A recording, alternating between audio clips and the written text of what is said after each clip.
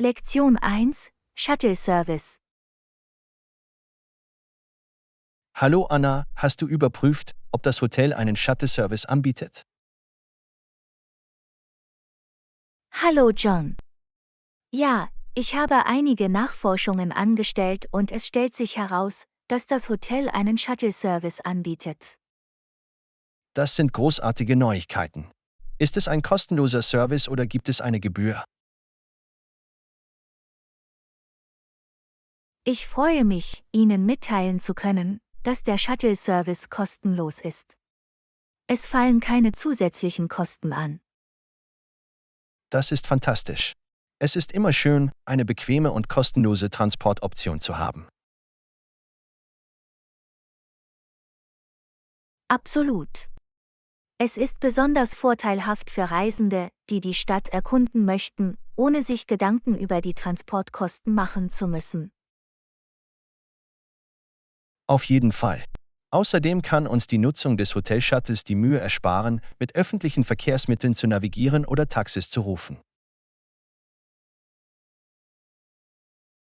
Das ist ein großer Vorteil. Es bietet eine problemlose Art, sich fortzubewegen, und spart uns Zeit und Mühe. Ich stimme voll und ganz zu. Es ist praktisch, wenn das Hotel solche Dienstleistungen anbietet, um das Gästeerlebnis zu verbessern. Und es ist nicht nur Bequemlichkeit.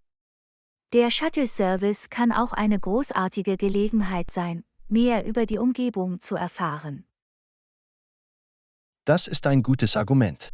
Die Shuttlefahrer haben oft wertvolle Einblicke und Empfehlungen für beliebte Attraktionen und lokale Juwelen.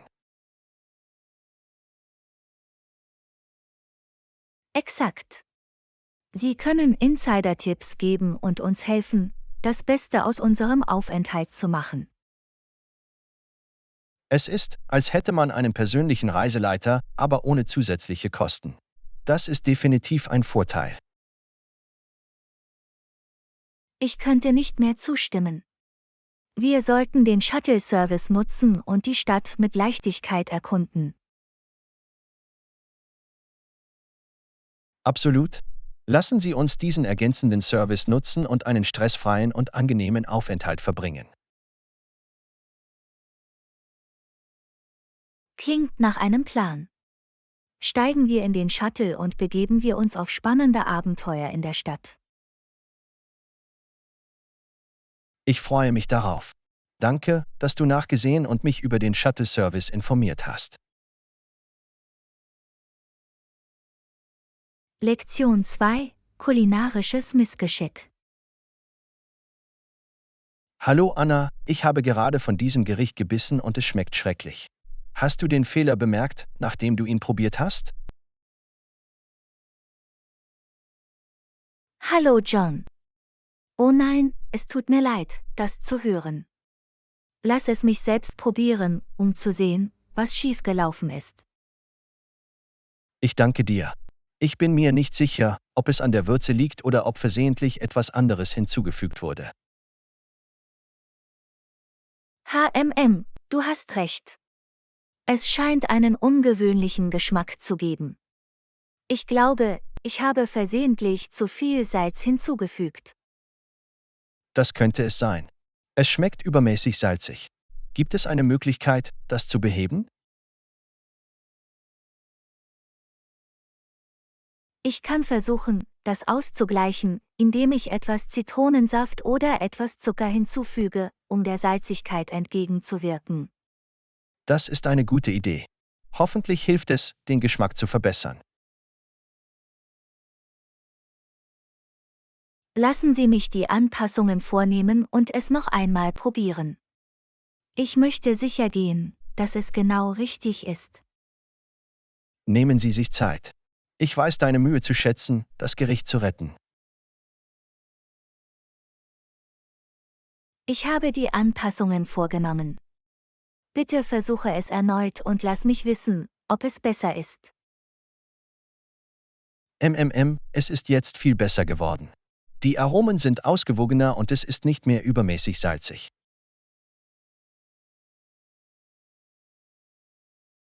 Ich freue mich, das zu hören. Ich entschuldige mich für das anfängliche Missgeschick.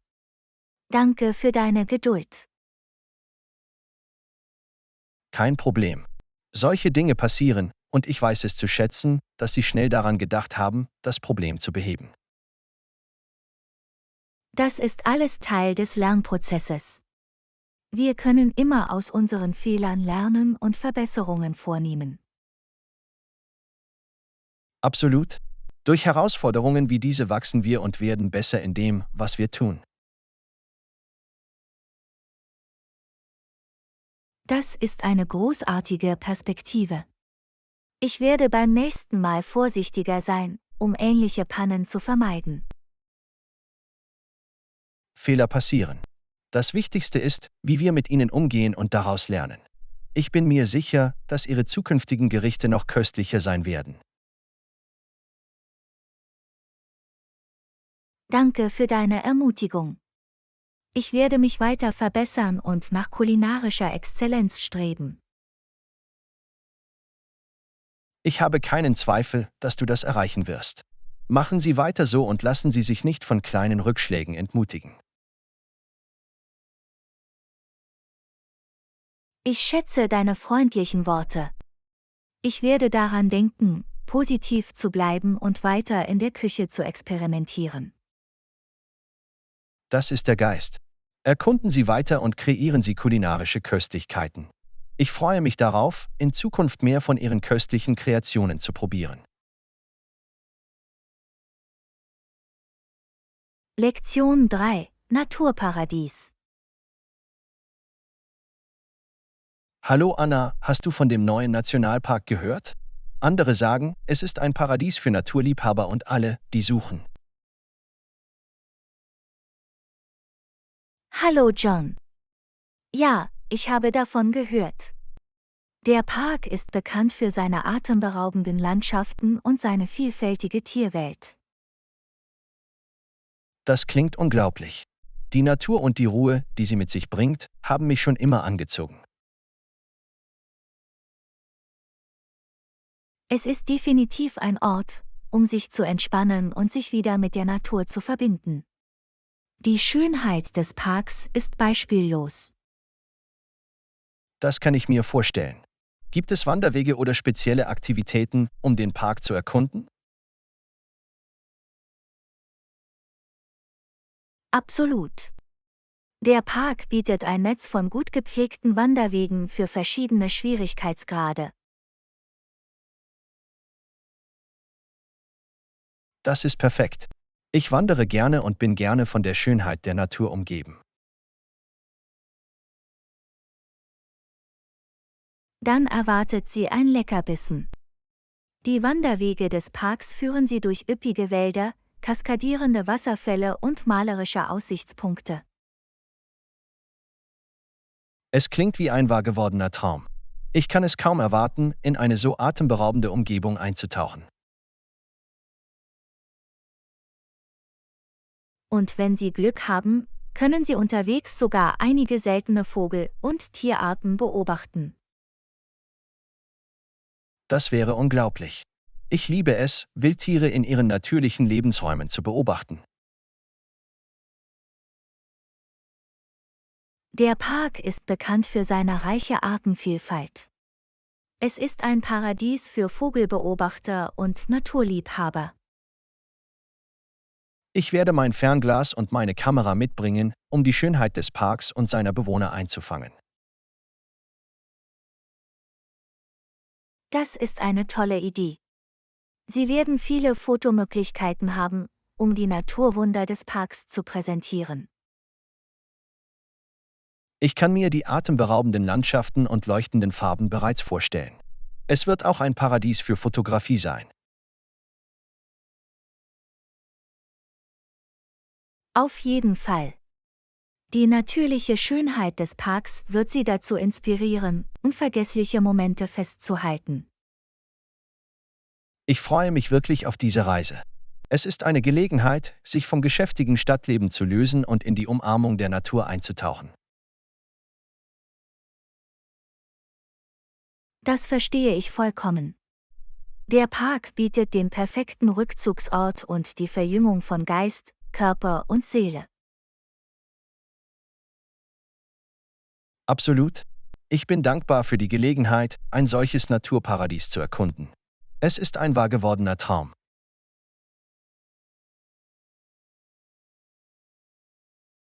Ich freue mich für dich. Genießen Sie jeden Moment und lassen Sie sich von den Wundern des Parks verzaubern. Es wird ein unvergessliches Erlebnis sein. Ich danke dir. Ich werde das Beste daraus machen und Erinnerungen schaffen, die ein Leben lang halten werden. Lektion 4. Ausflüge ins Freie. Hallo Anna, hast du jemals diesen schönen Park in der Nähe besucht? Es ist ein Ort, der mir auch hilft, den Kopf frei zu bekommen. Hallo John. Ja, ich war ein paar Mal dort. Es ist ein fantastischer Ort für Outdoor-Aktivitäten und Entspannung. Das klingt wunderbar. Ich finde, dass Zeit in der Natur mir wirklich hilft, mich zu entspannen und inneren Frieden zu finden. Ich könnte nicht mehr zustimmen. Es hat etwas an sich, von Bäumen, frischer Luft und natürlicher Schönheit umgeben zu sein, das die Seele verjüngt. Absolut. Es ist eine großartige Möglichkeit, der Hektik des Alltags zu entfliehen und sich wieder mit uns selbst zu verbinden.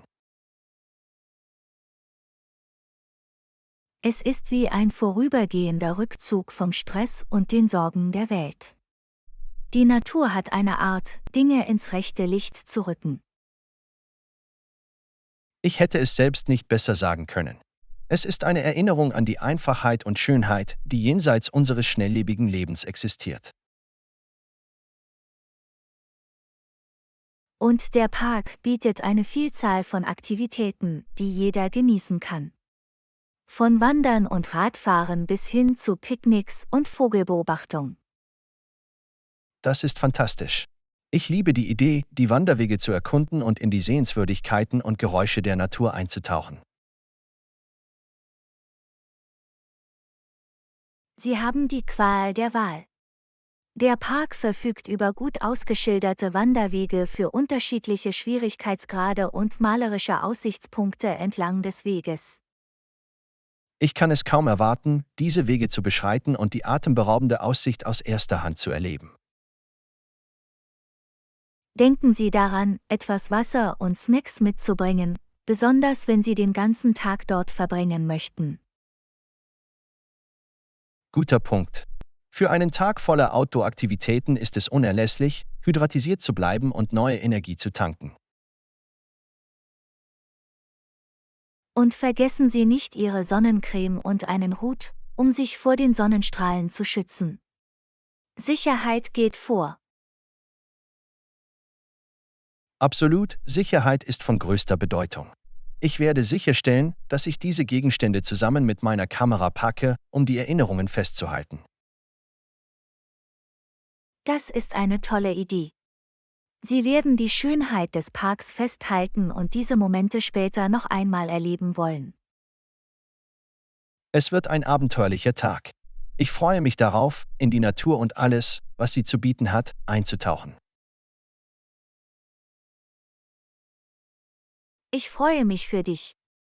Die Natur inspiriert und energetisiert uns auf eine Weise, die wir uns nicht einmal vorstellen können. Ich könnte nicht mehr zustimmen. Es erinnert an die Wunder der Welt und daran, wie wichtig es ist, sie zu bewahren. Genießen Sie Ihre Zeit im Park. Bewundern Sie die Sehenswürdigkeiten, atmen Sie die frische Luft ein und lassen Sie die Natur ihre Magie auf sich wirken. Ich danke dir. Ich werde jeden Moment genießen und die Erfahrung schätzen.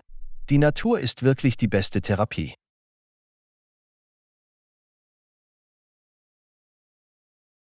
Lektion 5. Speicherboxen. Hallo Anna, hast du schon einmal eine Erinnerungsbox entworfen, um besondere Momente und Erinnerungsstücke aufzubewahren? Hallo John. Ja, habe ich. Erinnerungsboxen sind eine wunderbare Möglichkeit, wertvolle Erinnerungen und Andenken aufzubewahren. Das ist fantastisch. Ich wollte schon lange selbst einen starten. Wie entscheidest du, was in deine Erinnerungsbox aufgenommen werden soll?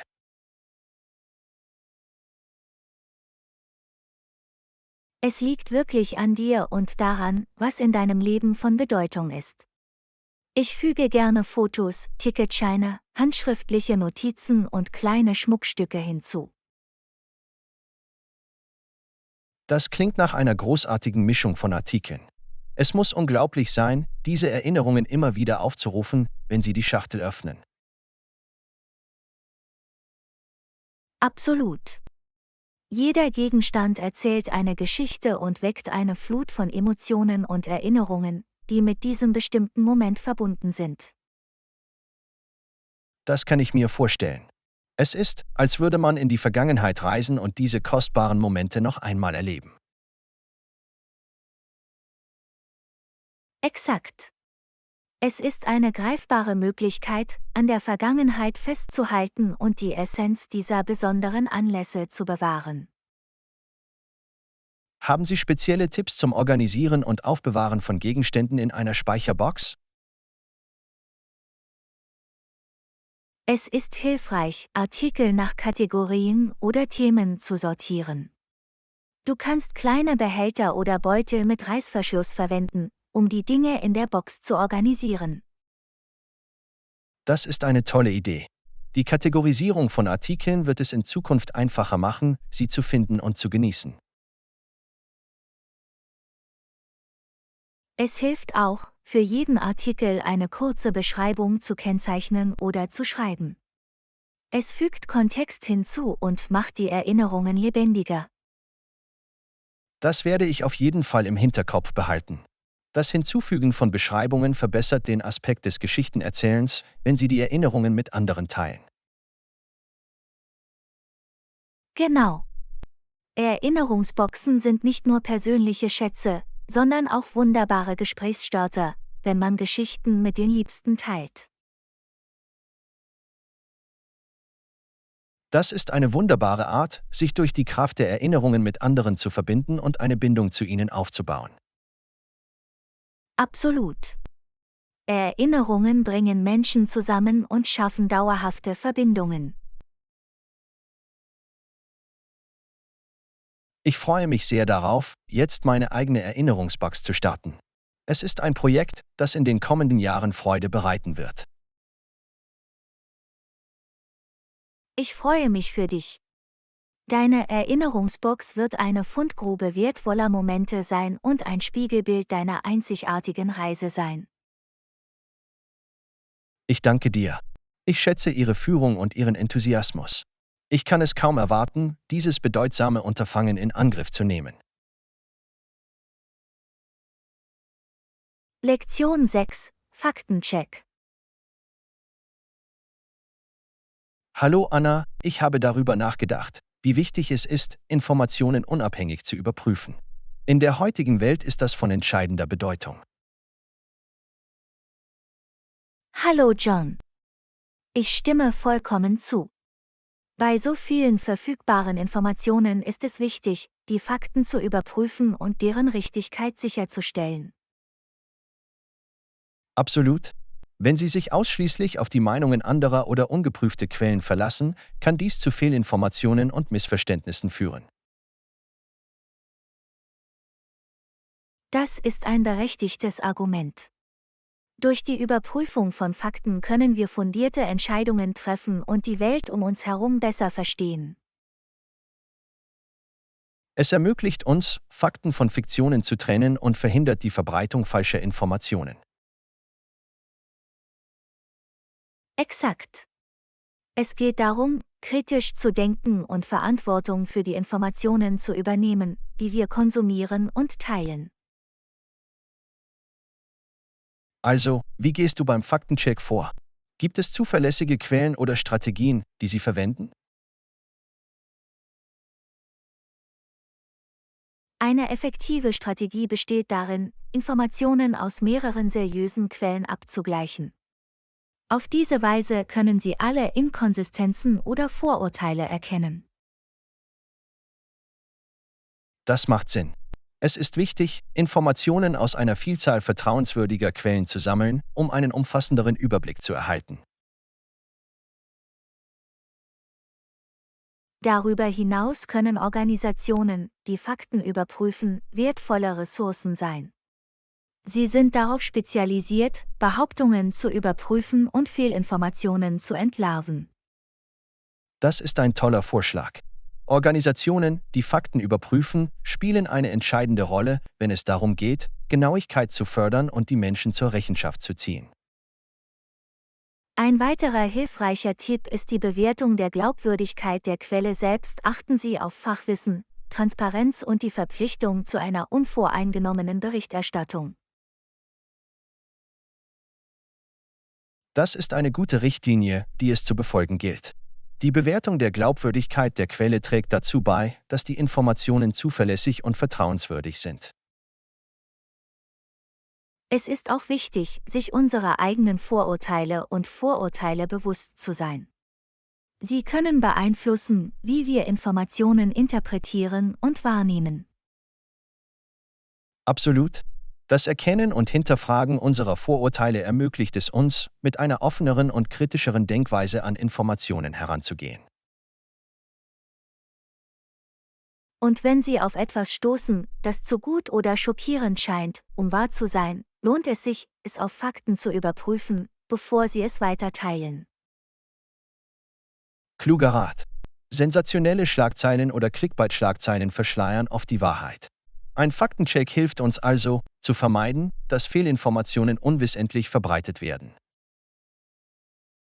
Letztlich geht es beim Faktencheck darum, verantwortungsbewusste digitale Bürger zu sein und ein informierteres und genaueres Online-Umfeld zu fördern. Ich könnte nicht mehr zustimmen. Die Überprüfung von Fakten ist im heutigen Informationszeitalter eine wichtige Fähigkeit, von der sowohl der Einzelne als auch die Gesellschaft insgesamt profitieren. Absolut. Lassen Sie uns weiterhin kritischem Denken und der Überprüfung von Fakten Priorität einräumen, um sicherzustellen, dass sich die Wahrheit durchsetzt. Gut gesagt. Auf diese Weise tragen wir zu einer informierteren und vertrauenswürdigeren Welt bei. Lektion 7: Gemütliche Küchendüfte. Hallo Anna, bist du schon einmal in eine Küche gegangen und hast dich sofort vom Duft frisch gebackener Kekse getröstet gefühlt? Hallo John. Absolut. Dieser gemütliche Duft ist wie eine warme Umarmung für die Seele. Dadurch fühlt sich die Küche sofort einladend an. Es ist erstaunlich, wie bestimmte Düfte so starke Gefühle und Erinnerungen hervorrufen können. Hast du irgendwelche Lieblingsdüfte in der Küche? Oh, auf jeden Fall. Abgesehen von frisch gebackenen Keksen fühle ich mich durch den Duft von Kaffee und Zimt immer wohl und zufrieden.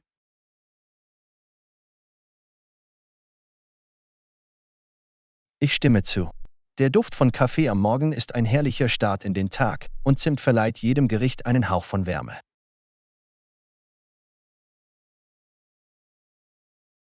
Absolut. Ein weiterer Duft, den ich liebe, ist das Aroma von Vanille. Es ist so vielseitig und kann in süßen und herzhaften Rezepten verwendet werden. Vanille ist wunderbar. Nur ein paar Tropfen Vanilleextrakt können ein Gericht verwandeln und ihm das Gefühl geben, etwas ganz Besonderes zu sein. Das ist wahr. Und vergessen wir nicht den Duft frischer Kräuter. Es ist, als würde man ein bisschen Natur in die Küche bringen. Absolut. Der Duft von Basilikum, Rosmarin oder Minze kann den Geschmack einer Mahlzeit verstärken und eine erfrischende Atmosphäre schaffen. Apropos erfrischend, der Duft von Zitrusfrüchten wie Zitronen und Orangen verleiht der Küche eine helle und belebende Note. Du hast recht. Zitrusdüfte wecken die Sinne und lassen die Küche lebendig und lebendig wirken.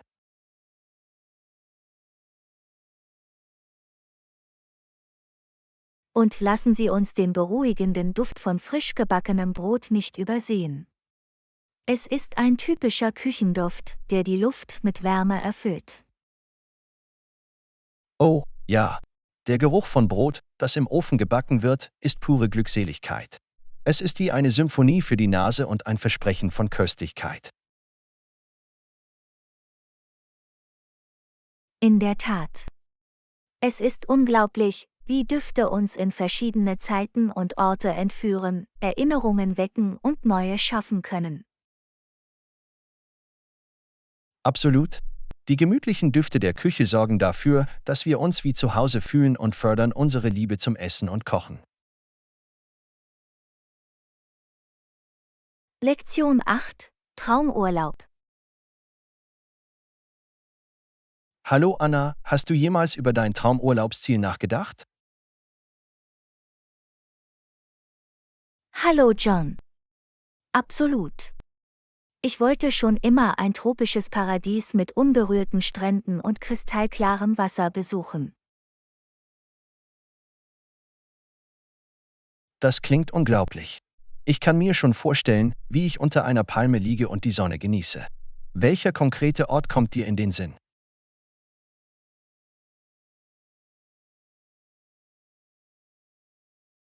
Die Malediven standen schon immer ganz oben auf meiner Liste. Die türkisfarbenen Lagunen und luxuriösen Überwasserbungalows sind unglaublich verlockend. Oh, die Malediven sind in der Tat ein Traumziel. Der Gedanke, in den Korallenriffen zu schnorcheln und mit bunten Fischen zu schwimmen, ist faszinierend. Es ist wirklich ein Paradies für Naturliebhaber. Aber was ist mit dir? Wo ist dein Traumurlaubsort? Japan hat mich schon immer fasziniert. Die Mischung aus traditioneller Kultur und moderner Innovation reizt mich unglaublich.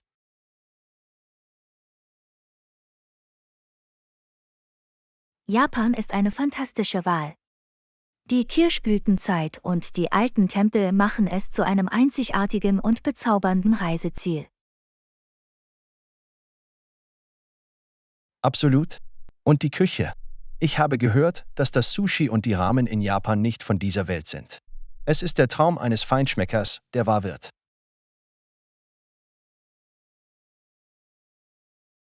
Ich könnte nicht mehr zustimmen. Es wäre ein unvergessliches Erlebnis, die belebten Straßen Tokios zu erkunden und authentisches japanisches Streetfood zu probieren. Apropos Streetfood, haben Sie jemals darüber nachgedacht, Thailand zu besuchen? Es ist bekannt für seine lebendigen Straßenmärkte und schmackhaften Gerichte.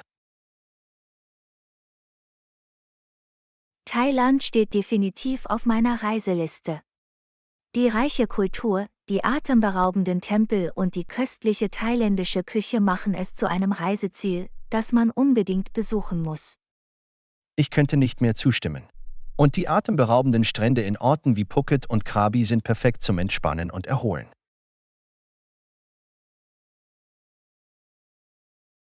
Absolut. Es ist die ideale Kombination aus kultureller Erkundung und Strandglück. Aber vergessen wir Europa nicht. Gibt es europäische Reiseziele, die Ihre Fantasie anregen? Auf jeden Fall. Ich wollte schon immer die historischen Städte Europas erkunden, insbesondere Rom. Die antiken Ruinen und Meisterwerke der Kunst sind beeindruckend.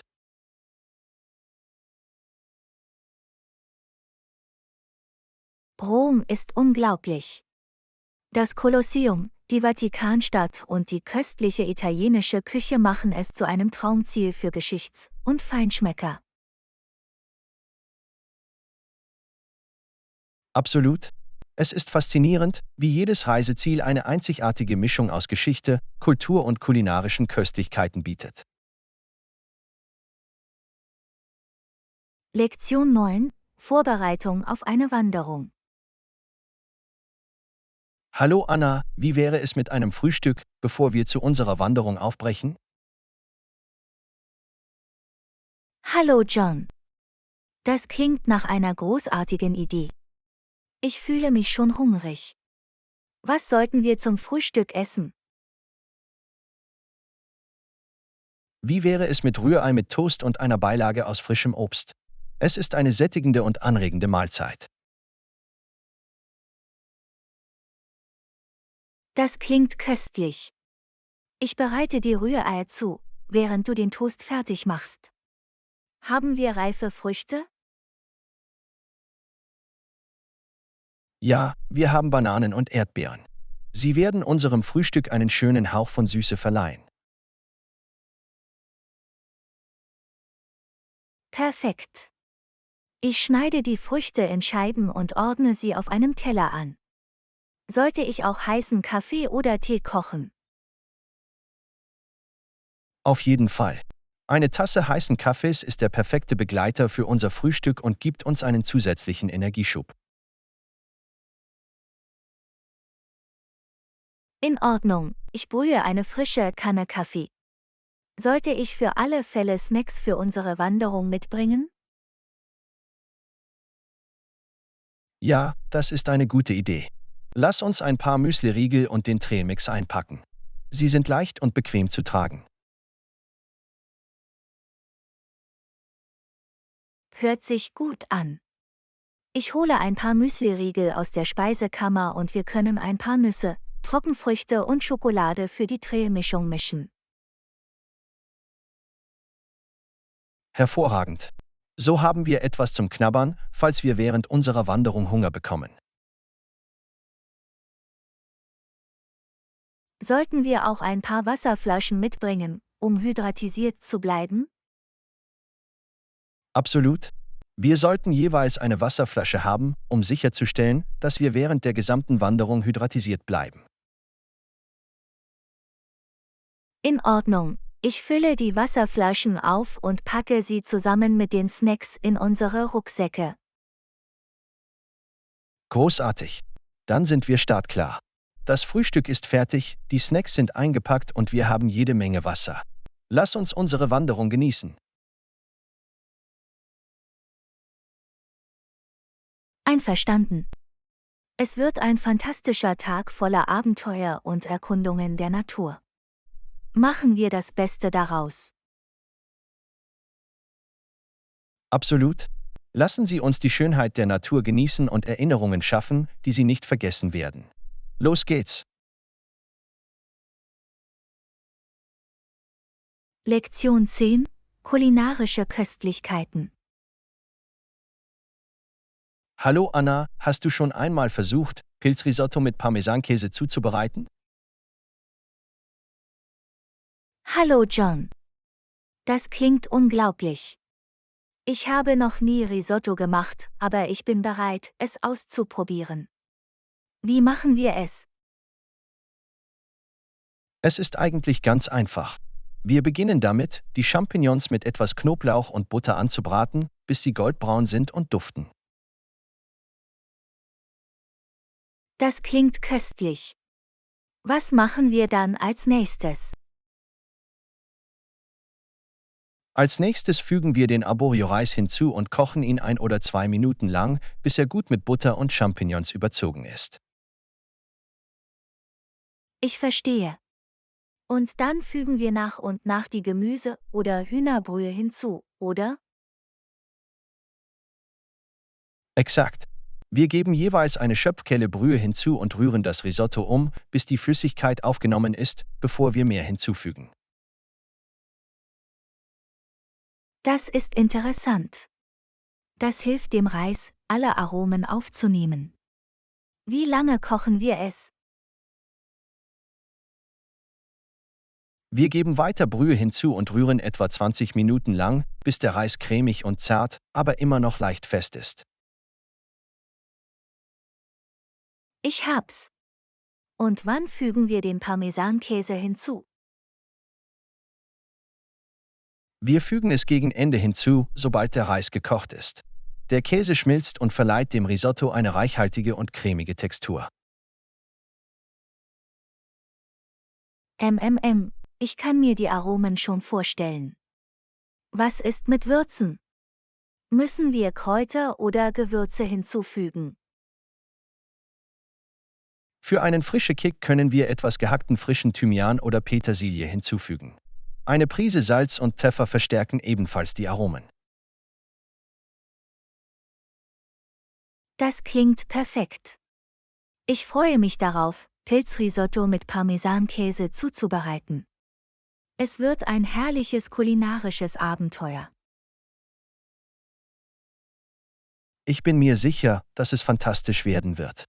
Risotto ist ein beruhigendes und sättigendes Gericht, das immer wieder beeindruckt. Ich kann es kaum erwarten, es zu probieren. Danke, dass du das Rezept geteilt hast. Lass uns die Zutaten sammeln und mit dem Kochen beginnen. Es war mir ein Vergnügen. Lassen Sie uns in die Welt der Aromen eintauchen und gemeinsam ein köstliches Pilzrisotto kreieren. Viel Spaß! Lektion 11: Umgang mit Zugverspätungen. Hallo Anna, hast du schon einmal eine Zugverspätung erlebt? Hallo John. Ja, leider. Es gab dieses eine Mal, als mein Zug stundenlang Verspätung hatte. Es war ziemlich frustrierend. Oh nein, das muss unpraktisch gewesen sein. Was hat die Verzögerung verursacht? Es lag an einem mechanischen Problem mit dem Zug. Sie mussten einen anderen Zug einsetzen, um ihn zu ersetzen. Das klingt nach einer großen Störung. Haben Sie während der Verzögerung irgendwelche Updates oder Informationen bereitgestellt? Ja, sie machten Ankündigungen über die Gegensprechanlage, aber die Informationen waren begrenzt. Sie entschuldigten sich für die Unannehmlichkeiten. Ich verstehe. Haben Sie alternative Transportmöglichkeiten angeboten? Ja, sie arrangierten Busse, um Passagiere zum nächsten Bahnhof zu bringen, wo wir einen anderen Zug nehmen konnten. Das ist gut zu wissen. Wie hast du dir die Zeit während der Verspätung vertreiben können? Ich hatte ein Buch dabei, also las ich, um mir die Zeit zu vertreiben. Einige Leute hörten Musik oder unterhielten sich mit anderen Passagieren. Es ist wichtig, Wege zu finden, um sich bei unerwarteten Verzögerungen zu beschäftigen. Haben Sie eine Entschädigung für die Unannehmlichkeiten geleistet? Ja, sie boten eine Entschädigung in Form von Gutscheinen für zukünftige Zugreisen an. Es war eine Geste, um die entstandenen Unannehmlichkeiten auszugleichen. Das ist eine wohlüberlegte Geste. Es hilft, die Frustration ein wenig zu lindern. Hat sich die Verzögerung erheblich auf Ihren Zeitplan ausgewirkt?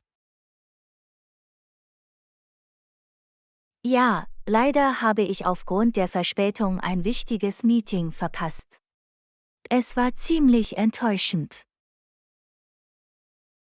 Ich kann verstehen, wie frustrierend das gewesen sein muss.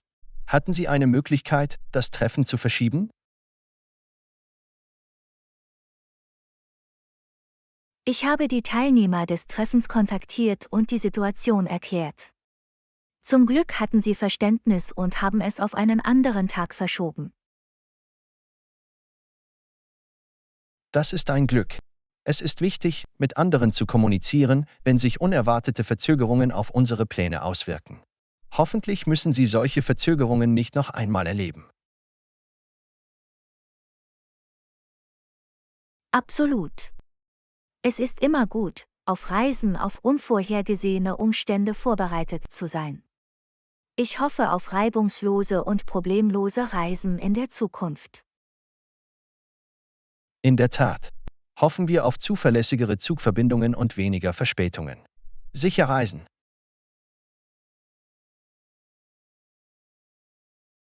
Lektion 12: Gönnen Sie sich etwas. Hallo Anna, warst du schon einmal auf Einkaufstour? Es ist immer schön, sich ab und zu etwas zu gönnen. Hallo John. Ja, ich hatte in der Vergangenheit ein paar Einkaufsbummel. Es kann eine unterhaltsame Art sein, sich zu verwöhnen und sich selbst zu belohnen. Was ist mit dir? Absolut.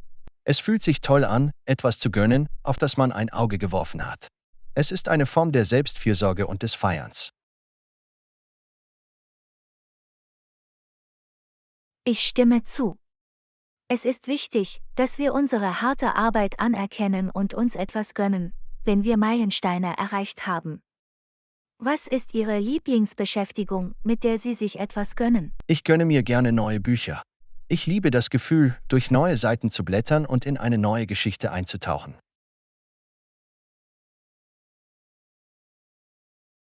Das klingt wunderbar. Bücher können uns in verschiedene Welten entführen und eine dringend benötigte Flucht bieten. Mit welchen anderen Dingen gönnst du dir gerne? Ich investiere auch gerne in hochwertige Kopfhörer.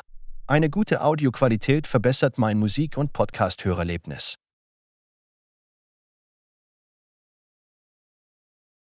Das ist eine gute Wahl.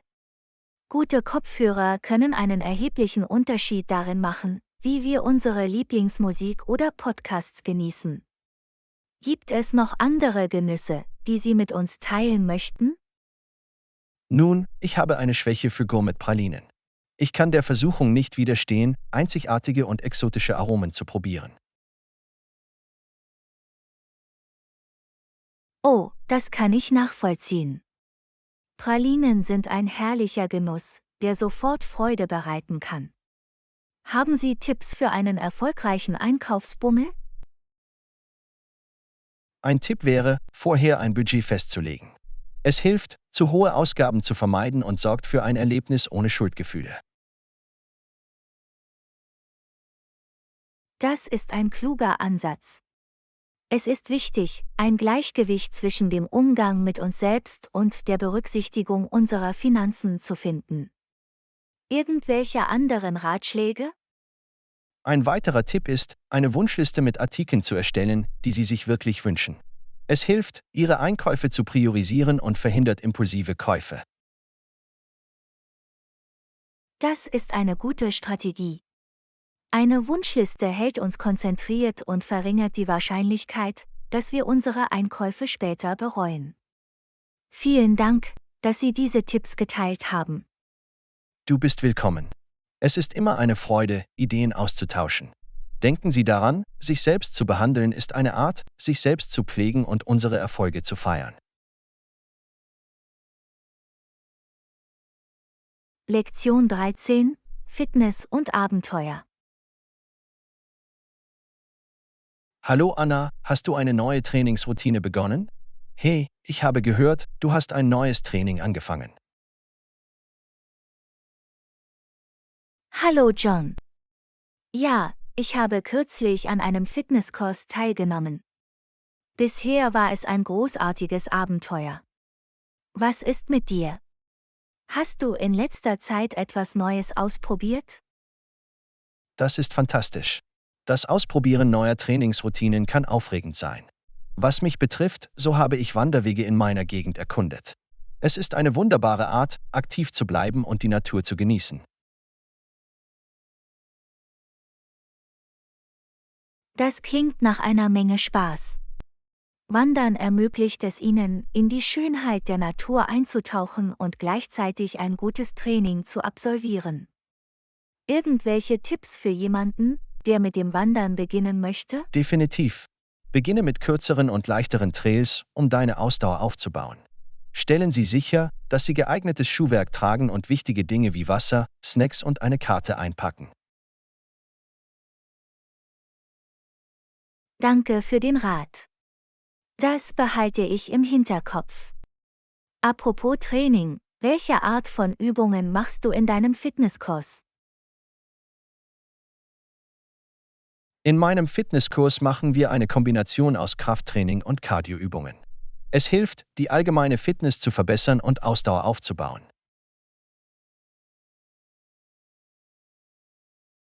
Das klingt nach einem rundum gelungenen Training. Für eine optimale Gesundheit ist es wichtig, sowohl Kraft- als auch Ausdauerübungen zu integrieren. Wie oft besuchst du deinen Fitnesskurs? Ich besuche den Fitnesskurs 3-mal pro Woche. Es ist ein guter Ausgleich für mich, da zwischen den Trainingseinheiten genügend Zeit für Ruhe und Erholung bleibt. Das ist eine gute Frequenz. Beständigkeit ist der Schlüssel, wenn es um Fitness geht. Hast du irgendwelche Lieblingsübungen oder Routinen? Ich mag Zirkeltraining, weil es mich beschäftigt und verschiedene Muskelgruppen herausfordert. Es ist eine großartige Möglichkeit, Dinge durcheinander zu bringen und Langeweile vorzubeugen.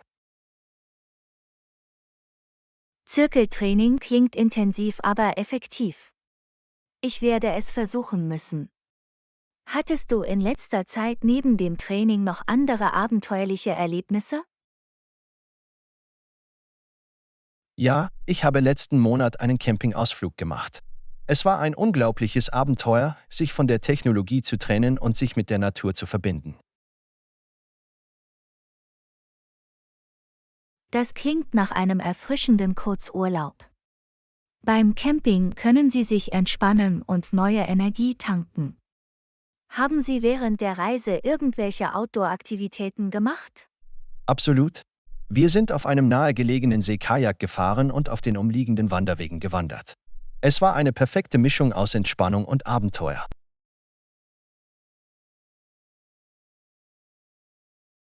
Das klingt nach einer Menge Spaß. Es ist wichtig, ein Gleichgewicht im Leben zu finden und sich Zeit für Fitness und Abenteuer zu nehmen. Erkunden Sie weiter und genießen Sie Ihre Reisen. Ich danke dir. Dem könnte ich nur zustimmen. Im Leben geht es darum, das richtige Gleichgewicht zu finden und neue Erfahrungen zu machen. Ich wünsche dir auch viele spannende Abenteuer und erfüllende Workouts.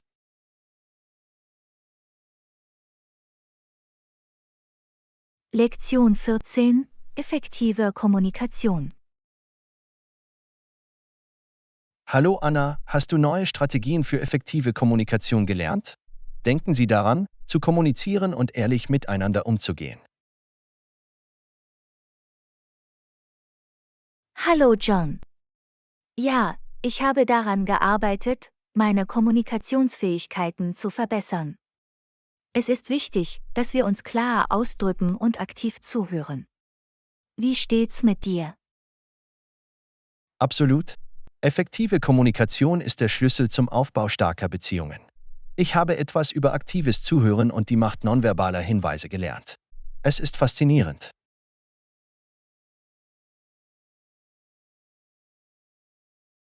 Aktives Zuhören ist eine wertvolle Fähigkeit. Es zeigt, dass Sie sich wirklich für die Gedanken und Gefühle der anderen Person interessieren. Welche nonverbalen Hinweise haben Sie entdeckt? Zu den nonverbalen Hinweisen gehören das Halten von Augenkontakt, das Nicken, um Verständnis zu zeigen, und die Verwendung geeigneter Gesichtsausdrücke. Sie können unsere Kommunikation verbessern und Botschaften effektiv vermitteln. Das ist interessant. Nonverbale Hinweise können Bände sprechen, ohne ein Wort zu sagen. Es ist wichtig, sich unserer Körpersprache bewusst zu sein und zu wissen, wie sie sich auf unsere Interaktionen auswirkt. Irgendwelche anderen Tipps für eine Ein effektive Tipp ist, auf Kommunikation? unseren Tonfall zu achten. Ein ruhiger und respektvoller Ton kann einen erheblichen Unterschied darin machen, wie unsere Botschaft aufgenommen wird. Es gibt einen positiven Ton für das Gespräch an.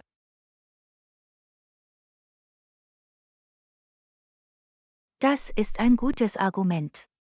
Unser Tonfall kann die allgemeine Stimmung und das Ergebnis einer Konversation beeinflussen. Es ist auch wichtig, dass wir unsere Worte sorgfältig wählen.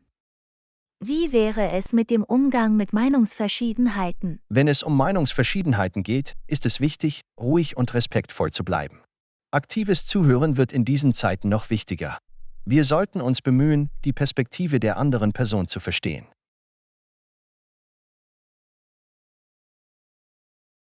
Ich stimme zu. Es ist wichtig, Meinungsverschiedenheiten unvoreingenommen und mit der Bereitschaft, eine Lösung zu finden, anzugehen. Gemeinsamkeiten zu finden und Kompromisse einzugehen, kann zu besseren Ergebnissen führen. Irgendwelche anderen Gedanken zu Ein effektiver weiterer Aspekt ist das Kommunikation? Bewusstsein für kulturelle Unterschiede in den Kommunikationsstilen. Verschiedene Kulturen haben unterschiedliche Normen und Erwartungen. Es ist wichtig, sensibel zu sein und sich entsprechend anzupassen. Absolut. Kulturelles Bewusstsein spielt eine wichtige Rolle für eine effektive Kommunikation, insbesondere in einer vielfältigen Welt. Es hilft uns, Missverständnisse zu vermeiden und bessere Verbindungen zu fördern. Vielen Dank, dass Sie diese Erkenntnisse geteilt haben. Du bist willkommen. Kommunikation ist ein lebenslanger Lernprozess. Lassen Sie uns unsere Fähigkeiten sowohl im persönlichen als auch im beruflichen Umfeld weiter üben und verbessern.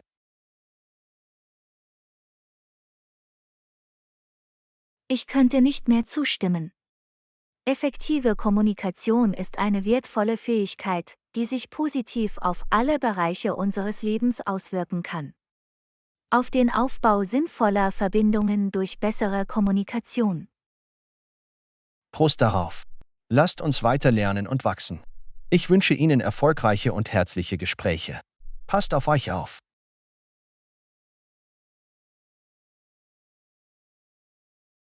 Lektion 15: Wochenendpläne.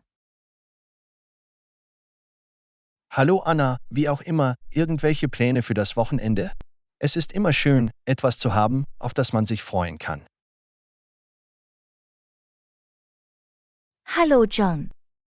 Ja, ich habe vor, eine lokale Kunstausstellung zu besuchen.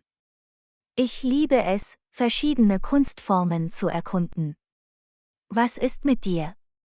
Hast du irgendwelche aufregenden Pläne? Das klingt nach einem wunderbaren Plan. Ich denke darüber nach, eine Radtour entlang der malerischen Küstenroute zu machen. Es ist eine großartige Möglichkeit, die Natur zu genießen und sich zu bewegen. Das klingt unglaublich. Radfahren ist nicht nur eine unterhaltsame Aktivität, sondern auch eine großartige Möglichkeit, aktiv zu bleiben. Haben Sie Lieblingsstrecken oder Ziele für Ihre Fahrradtouren?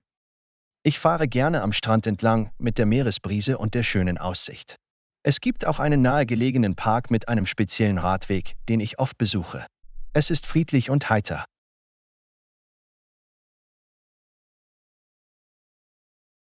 Das klingt reizend. Beim Radfahren der Natur nahe zu sein, muss belebend sein. Apropos Natur, sind Sie schon einmal in den Bergen wandern gegangen? Ja, habe ich. Wandern in den Bergen ist ein ganz anderes Erlebnis. Die frische Luft, die atemberaubende Aussicht und das Erfolgserlebnis, wenn Sie den Gipfel erreichen, sind wirklich bemerkenswert.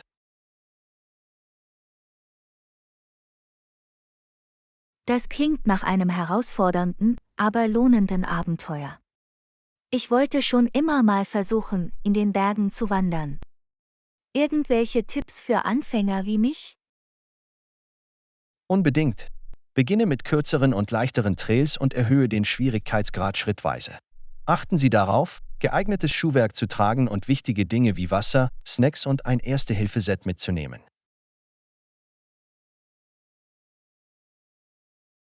Danke für die Tipps. Die werde ich im Hinterkopf behalten. Zurück zum Wochenende. Haben Sie außer Radfahren noch andere Hobbys oder Aktivitäten, die Ihnen Spaß machen? Ich habe auch eine Leidenschaft für Fotografie. Ich liebe es, Momente und Szenen festzuhalten, die mich inspirieren. Es ist ein kreatives Medium, das es mir ermöglicht, mich auf einzigartige Weise auszudrücken. Fotografieren ist ein wunderbares Hobby. Es ermöglicht Ihnen, Erinnerungen zu bewahren und die Welt aus einer anderen Perspektive zu betrachten.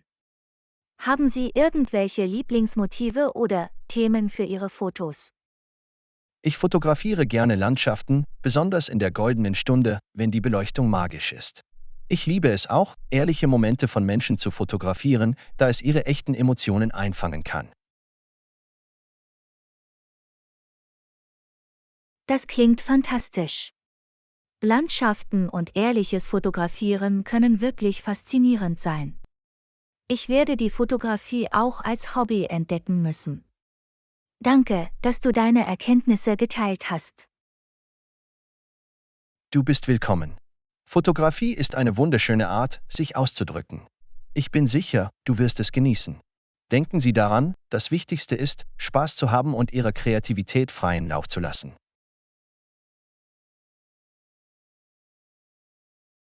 Das werde ich im Hinterkopf behalten. Danke für die Ermutigung. Auf ein Wochenende voller Inspiration und Abenteuer. Genießen Sie Ihre Radtour und Fotoshootings. Ich danke dir. Ich wünsche Ihnen eine schöne Zeit auf der Kunstausstellung.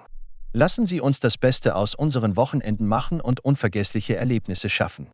Passt auf euch auf. Lektion 16. Orte in der Nähe erkunden. Hallo Anna, ausgezeichnet. Wie weit ist es von hier? Ich möchte nicht zu viel Zeit mit Reisen verbringen.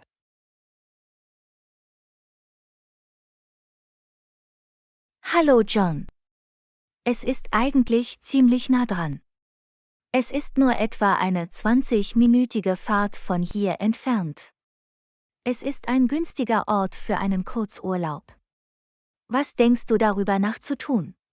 Das klingt perfekt. Ich dachte darüber nach, einen nahegelegenen botanischen Garten zu besuchen.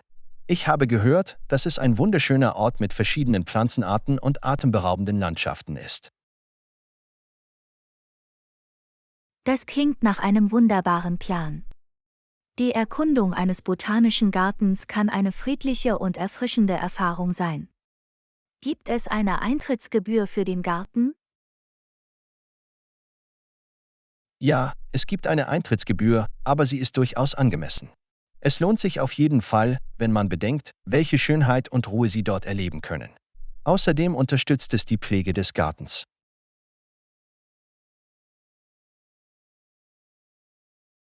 Das ist gut zu wissen. Die Unterstützung der Instandhaltung solcher Orte ist wichtig für ihre Erhaltung. Gibt es besondere Highlights oder Attraktionen im Botanischen Garten? Ja, es gibt mehrere Highlights. Es gibt ein Gewächshaus mit tropischen Pflanzen, einen japanischen Garten mit einem ruhigen Teich und sogar einen Schmetterlingsgarten. Es ist eine Augenweide.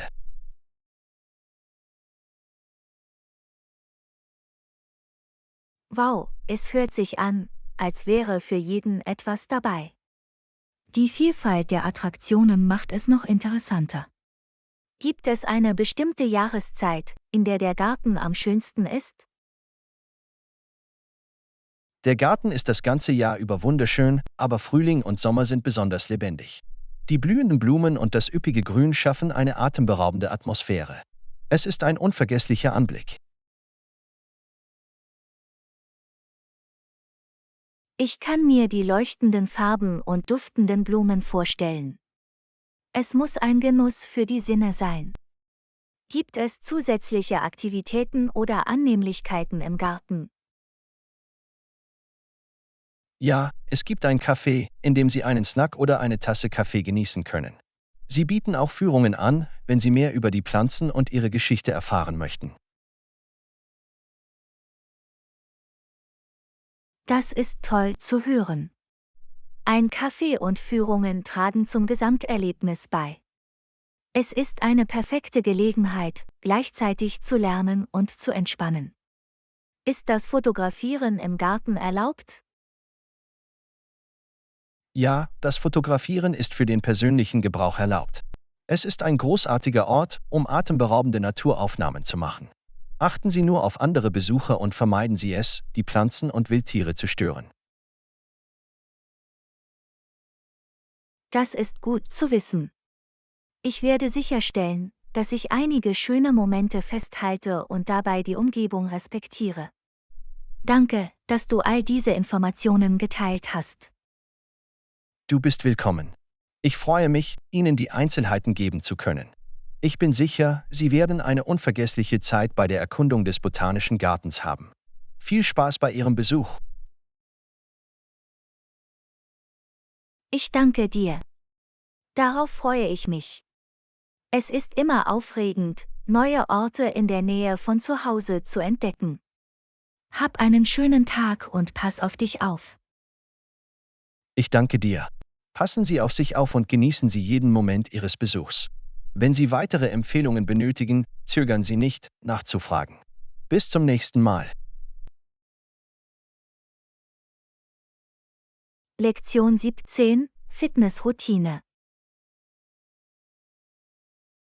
Hallo Anna, ich versuche es 3-mal pro Woche zu machen, um meinen Muskeln genug Zeit zu geben, sich zu erholen. Wie oft trainierst du? Hallo John. Es ist toll, dass du eine strukturierte Routine hast.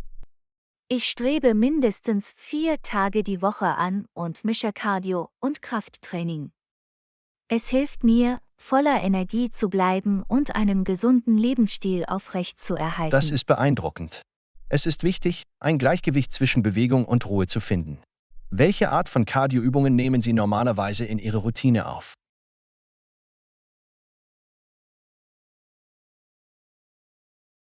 Ich mag eine Vielzahl von Cardioübungen, um die Dinge interessant zu halten.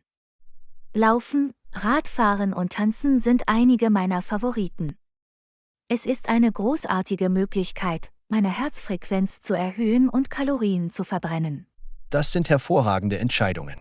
Durch das Mischen verschiedener Aktivitäten bleibt Ihr Training spannend. Wie wäre es mit Krafttraining? Konzentrieren Sie sich auf bestimmte Muskelgruppen?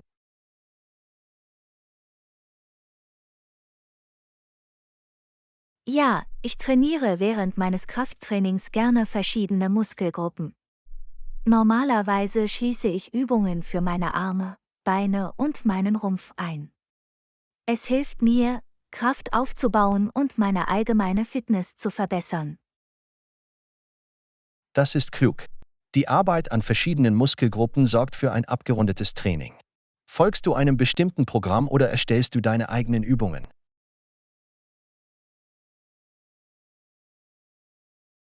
Ich folge einer Kombination aus vorgefertigten Trainingsprogrammen und erstelle meine eigenen Übungen. Es hält die Dinge interessant und ermöglicht es mir, meine Routine auf der Grundlage meiner Fitnessziele zu personalisieren. Das ist ein großartiger Ansatz.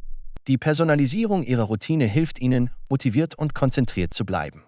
Wie stellen Sie sicher, dass Sie während Ihrer Übungen die richtige Form verwenden? Die Form ist entscheidend, um Verletzungen vorzubeugen und die Effektivität jeder Übung zu maximieren. Ich schaue mir oft Online-Tutorials an oder lasse mich von Trainern beraten, um sicherzustellen, dass ich die Übungen korrekt ausführe. Das ist ein kluger Ansatz. Die richtige Form ist für Sicherheit und optimale Ergebnisse unerlässlich. Haben Sie signifikante Veränderungen oder Vorteile bemerkt, seit Sie mit Ihrer Fitnessroutine begonnen haben? Absolut. Regelmäßige Bewegung hat meine Ausdauer verbessert, meine Kraft gesteigert und meine allgemeine Stimmung verbessert. Es hat mir auch geholfen, ein gesundes Gewicht zu halten und meine Körperzusammensetzung zu verbessern. Das ist fantastisch. Bewegung hat so viele positive Auswirkungen auf unser körperliches und geistiges Wohlbefinden. Wie schaffen Sie es, motiviert zu bleiben und Ihre Routine einzuhalten?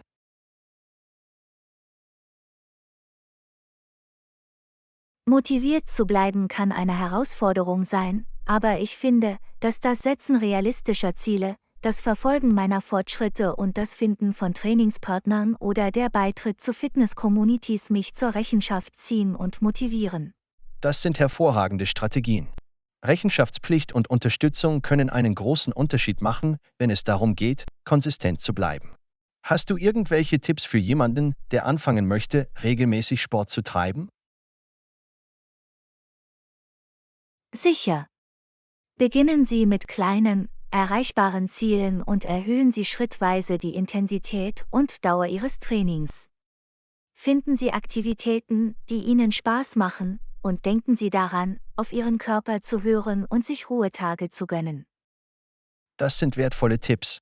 Klein anzufangen und auf Ihren Körper zu hören, ist der Schlüssel zum Aufbau einer nachhaltigen Trainingsroutine. Danke, dass du deine Erkenntnisse und Erfahrungen teilst.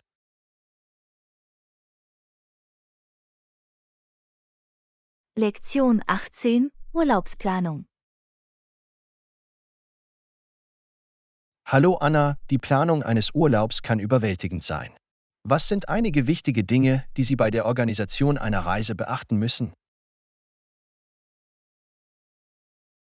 Hallo John. Du hast recht, die Urlaubsplanung erfordert eine sorgfältige Überlegung. Einige wichtige Faktoren, die berücksichtigt werden müssen, sind Reiseziel, Budget, Unterkunft, Transport und Aktivitäten. Das ist eine umfassende Liste. Die Wahl des richtigen Reiseziels ist entscheidend.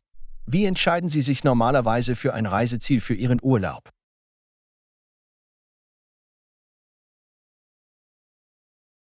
Ich berücksichtige meine Interessen, die Jahreszeit und die Art der Erfahrung, die ich möchte. Ich recherchiere auch nach verschiedenen Reisezielen, um mehr über ihre Attraktionen, ihr Wetter und ihre Sicherheit zu erfahren. Das ist ein kluger Ansatz. Das Sammeln von Informationen und die Berücksichtigung verschiedener Faktoren können Ihnen helfen, eine fundierte Entscheidung zu treffen. Wie wäre es mit der Festlegung eines Budgets für die Reise? Die Festlegung eines Budgets ist unerlässlich, um zu hohe Ausgaben zu vermeiden. Ich lege fest, wie viel ich mir für Transport, Unterkunft, Essen, Aktivitäten und zusätzliche Ausgaben leisten kann. Das ist klug.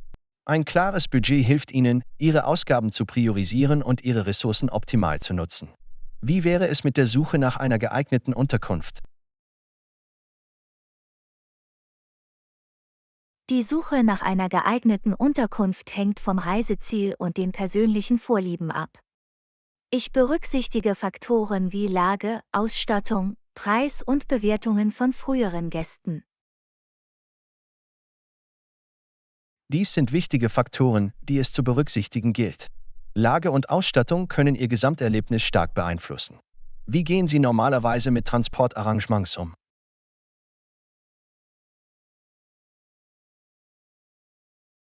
Die Transportmodalitäten können je nach Reiseziel variieren. Ich suche nach verfügbaren Optionen wie Flügen, Zügen oder Mietwagen und vergleiche Preise und Annehmlichkeiten. Das ist praktisch. Die Bewertung verschiedener Transportmöglichkeiten kann Ihnen helfen, die effizienteste und kostengünstigste Art zu finden, sich fortzubewegen. Was ist mit der Planung von Aktivitäten? Die Planung der Aktivitäten hängt vom Reiseziel und den Interessen der Reisenden ab. Ich recherchiere nach beliebten Attraktionen, Sehenswürdigkeiten, lokalen Veranstaltungen und Outdoor-Aktivitäten. Das klingt aufregend. Wenn Sie nach Aktivitäten suchen, können Sie Ihre Zeit optimal nutzen und die Höhepunkte Ihres Reiseziels erleben. Wie organisieren Sie all diese Informationen?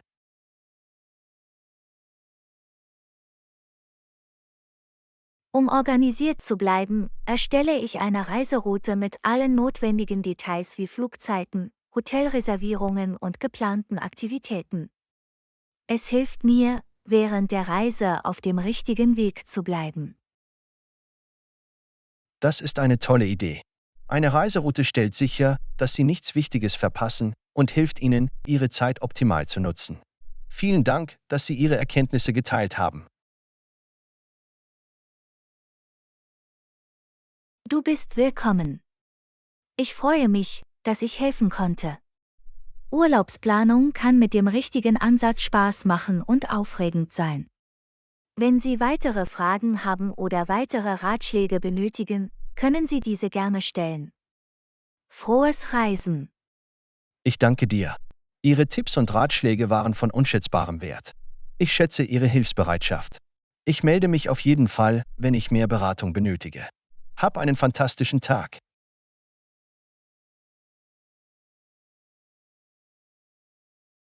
Lektion 19 Reisevorbereitungen. Hallo Anna, ich plane eine Auslandsreise. Gibt es noch etwas, das ich beachten sollte, bevor ich buche? Hallo John. Das ist aufregend. Vergessen Sie nicht, zusätzlich zu den üblichen Überlegungen die Visabestimmungen für Ihr Reiseziel zu überprüfen. Ah, ja. Fast hätte ich das Visum vergessen. Wie finde ich heraus, ob ich eines benötige und wie kann ich es beantragen? Sie können die Website der Botschaft oder des Konsulats des Landes besuchen, das Sie besuchen möchten.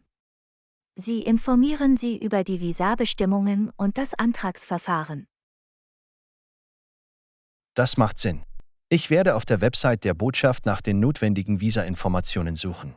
Gibt es noch andere wichtige Dokumente, um die ich mich kümmern sollte?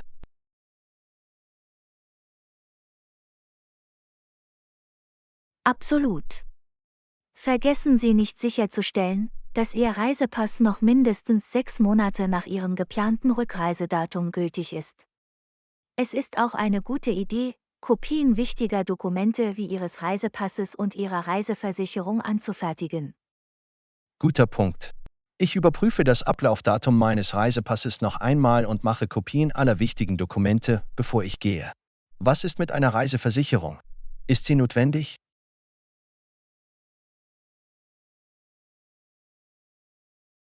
Eine Reiseversicherung wird dringend empfohlen.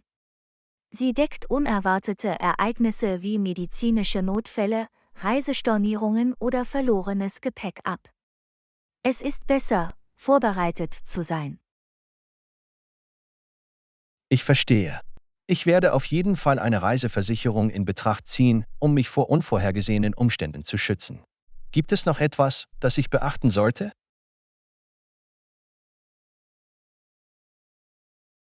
Es ist immer eine gute Idee, die lokalen Bräuche und Traditionen Ihres Reiseziels zu erforschen.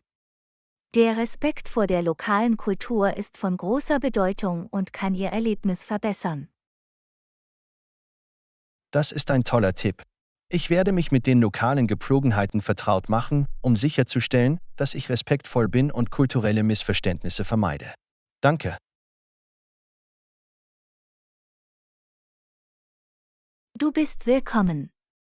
Wenn Sie sich der Kultur bewusst sind, kann Ihre Reise angenehmer und bedeutungsvoller werden. Wenn Sie weitere Fragen haben oder weitere Hilfe benötigen, wenden Sie sich bitte an uns. Hab eine fantastische Reise. Ich danke dir. Ich schätze Ihre Anleitung und Unterstützung. Ich werde mich auf jeden Fall an Sie wenden, wenn ich weitere Informationen benötige. Hab einen wundervollen Tag. Lektion 20. Work-Life-Balance. Hallo Anna, ich habe versucht, die richtige Balance zwischen Beruf und Privatleben zu finden. Irgendwelche Tipps, wie man das erreicht? Hallo John. Die Vereinbarkeit von Beruf und Privatleben kann eine Herausforderung sein, ist aber für das allgemeine Wohlbefinden unerlässlich. Ein Ansatz besteht darin, klare Grenzen zu setzen und der Selbstfürsorge Priorität Das klingt einzuräumen. nach einer guten Balance. Ich werde es ausprobieren und sehen, wie es für mich funktioniert.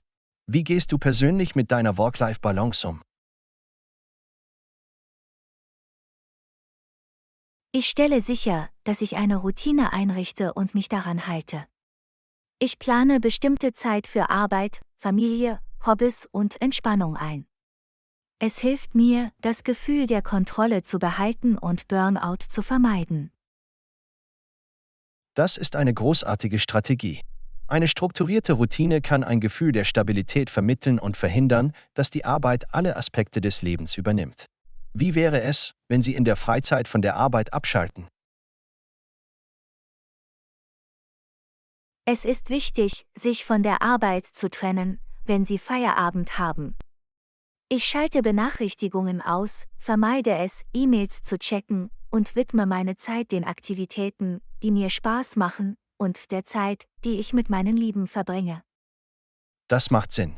Wenn wir uns von der Arbeit trennen, können wir neue Energie tanken und uns voll und ganz auf persönliche Aktivitäten konzentrieren.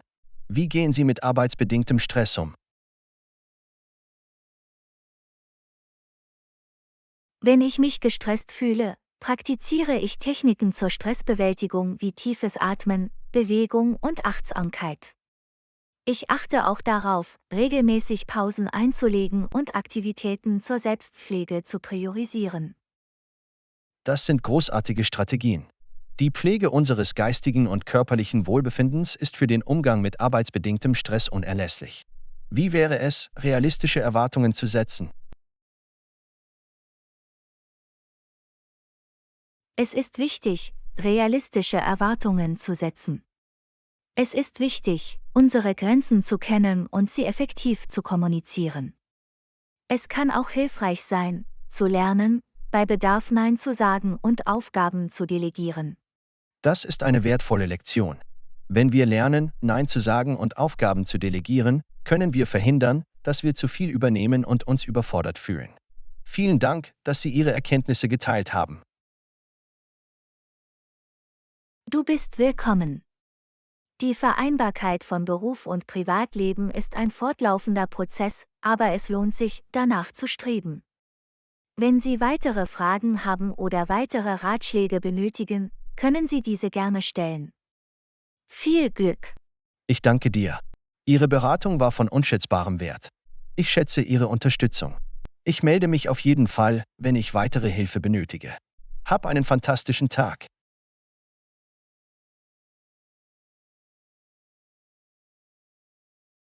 Lektion 21: Planung einer lokalen Reise. Hallo Anna, ich habe eine bezaubernde Stadt in der Nähe gefunden. Wir können einen lokalen Bus von unserer nächstgelegenen Stadt nehmen. Das klingt großartig. Wie lange dauert die Busfahrt in die Stadt? Ich bin mir über die genaue Reisezeit nicht sicher. Lassen Sie mich den Zeitplan für Sie überprüfen. Ich danke dir. Es ist wichtig, die Reisezeit zu kennen, um unseren Tag effektiv planen zu können. Ich habe nachgesehen. Die Busfahrt von unserer Stadt in die Stadt dauert ungefähr eine Stunde.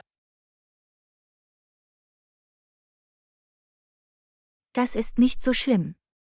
Wir werden genügend Zeit haben, um die Stadt zu erkunden und ihre Schönheit zu genießen. Absolut. Die Stadt ist bekannt für ihre malerischen Landschaften, sodass wir das Beste aus unserem Besuch machen können.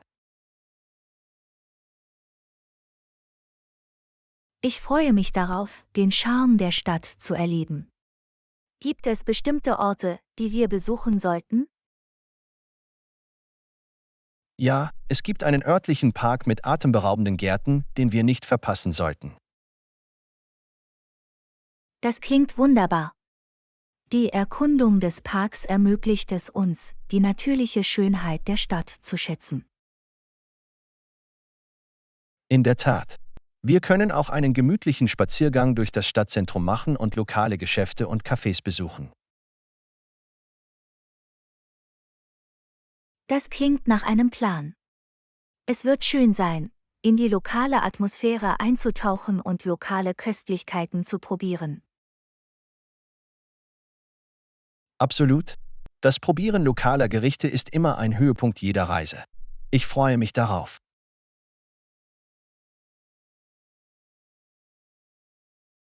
Ich auch. Es wird ein unvergesslicher Tagesausflug, bei dem Sie die Stadt entdecken und ihre einzigartigen Angebote genießen werden. Ich könnte nicht mehr zustimmen. Stellen wir sicher, dass wir die Schönheit der Stadt mit vielen Fotos festhalten. Auf jeden Fall. Ich bringe meine Kamera mit, um die Erinnerungen zu bewahren. Das wird ein fantastischer Tag. Ich kann es kaum erwarten. Danke, dass du mich auf diesem Abenteuer begleitet hast. Ich bin sicher, wir werden eine tolle Zeit haben.